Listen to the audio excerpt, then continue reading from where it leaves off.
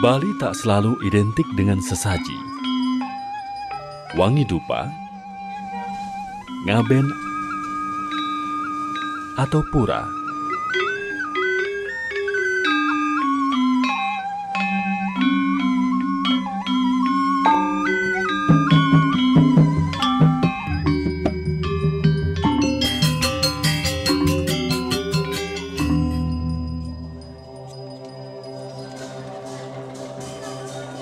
Bali bisa pula berarti sarung, kopiah, kerudung, masjid, dan pengajian.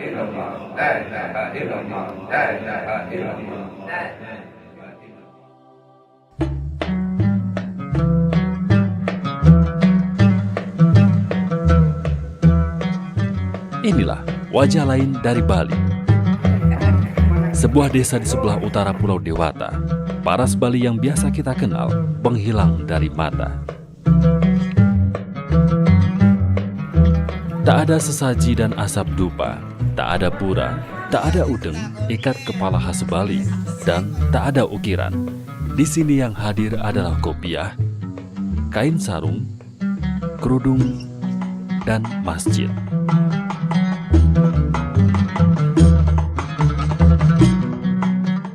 Desa ini bernama Pegayaman. Terletak di Kecamatan Sukasada, Kabupaten Buleleng, sekitar 87 km dari Denpasar.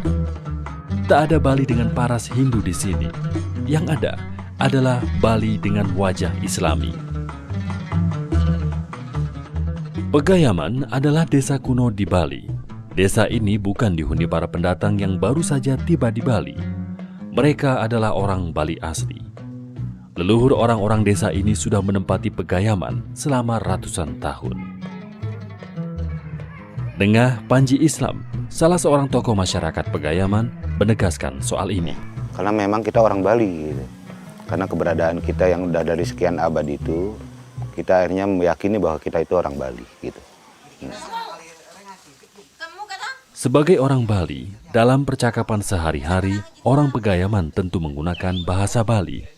Namun ada beberapa kata yang berbeda dengan yang biasa digunakan masyarakat Bali Hindu. Cuman di Pegayaman ada beberapa kata saja yang beda dengan Bali umumnya gitu. Seperti saya contohkan ya, kalau di Bali umum bilang tidak itu ten, tapi kalau di Pegayaman bianu. Nah itu. Terus kalau di Bali umum kalau orang bilang mati, meninggal itu mati. Tapi kalau di Pegayaman kecag. Tapi kalau kecag di Bali umum maknanya hilang. Sebagai orang Bali, saat belajar mengaji pun anak-anak Pegayaman menggunakan bahasa Bali.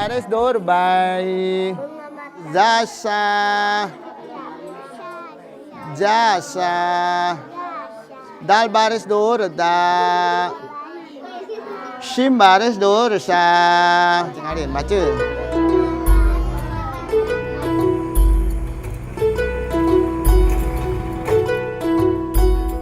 Bahasa Bali bisa hampir serupa, namun untuk soal pakaian, orang Pegayaman memakai busana yang sangat berbeda dengan saudara-saudaranya yang beragama Hindu.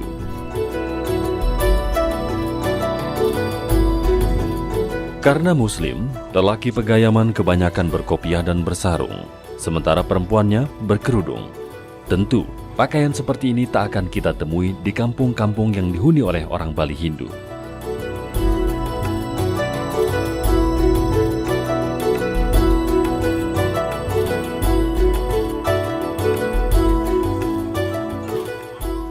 Islam di Pegayaman adalah Islam yang ketat. Ada aturan-aturan Islam yang sama sekali tidak boleh dilanggar oleh warganya di lingkungan desa ini. Misalnya aturan untuk perempuan. Aturan desa menyebutkan perempuan Pegayaman yang meninggalkan rumahnya lebih dari 25 meter harus menggunakan kerudung. Saat keluar rumah pun, para perempuan wajib ditemani laki-laki yang menjadi muhrimnya. Bisa suami, ayah, atau saudaranya yang lain. Kalau tidak perlu sekali, saat malam hari, perempuan dilarang keras keluar rumah.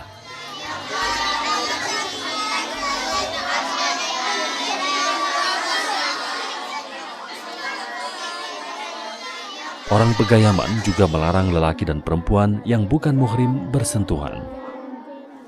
Ini udah turun-temurun ya, dari nenek moyang sudah berlaku itu. Jadi satu contoh pegayaman sendiri ya, kalau keluar rumah untuk putri, tidak boleh keluar rumah kalau tidak ada yang ngantar, khususnya yang muhrim yang ngantar itu. Jadi kalau keluar sampai 50 meter dari rumah itu harus ada yang ngantar. Tujuannya untuk menjaga keselamatan, keamanan, dan yang lain-lain. Wayan Hashim, tokoh masyarakat Pegayaman, menambahkan keterangan Nengah Panji. Kenapa perempuan dilarang keluar malam tanpa ada pengawal atau muhrim yang mendampinginya? Jadi dimaksudkan untuk menjaga keselamatan dan kehormatan wanita itu sendiri. Para lelaki juga memiliki aturan. Dulu, laki-laki Pegayaman diwajibkan untuk mengenakan kopiah dan sarung saat di luar rumah.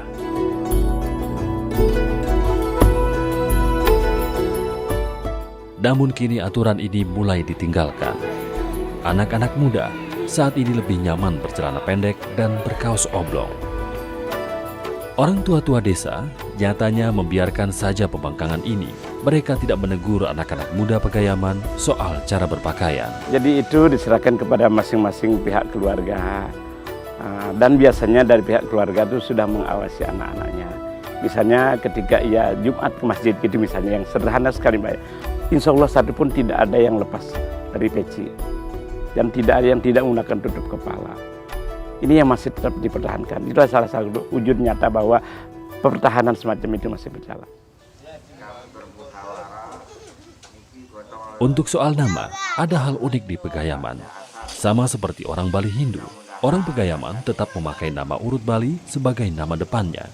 Jadi nama-nama seperti Wayan, Nengah, Nyoman, dan Ketut untuk anak pertama, kedua, ketiga, dan keempat tetap digunakan oleh orang Pegayaman.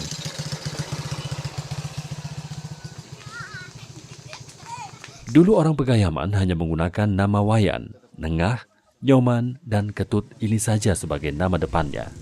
Belakangan, variasi Putu, Made, dan Komang seperti yang lazim digunakan orang Bali Hindu juga digunakan di Pegayaman. Itu sifatnya karena pergaulan orang tua ya, pergaulan orang tuanya memberikan anak seperti itu, karena supaya lebih membaur lagi, terus karena lingkungan pergaulan orang tuanya udah lebih dekat dengan Hindu, keluarga-keluarga Hindu, jadi supaya tidak merasa ada jarak lagi. Itulah motivasinya. Seperti saya sendiri memberikan nama anak tuh yang pertama Putu, Made, Nyoman, Ketut. Nah itulah motivasi saya supaya tidak ada jarak, semakin dekat dengan nyamu-nyamu Hindu gitu. Untuk soal nama, perbedaan yang paling mencolok antara desa Pegayaman dengan desa-desa Hindu terlihat pada pengulangan nomor urut.